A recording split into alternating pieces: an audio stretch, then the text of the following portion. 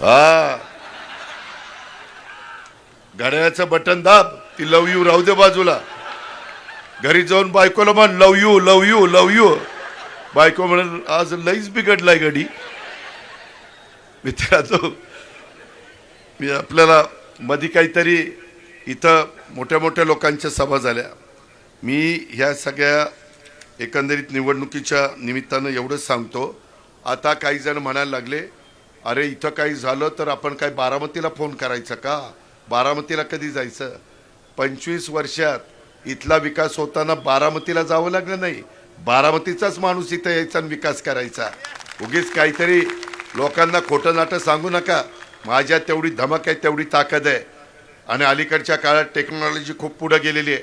दर आठवड्याला मी पुण्यामध्ये येणारा कार्यकर्ता आहे. त्याच्यामुळं हे आता भावनिक मुद्दे काढायचे चालले.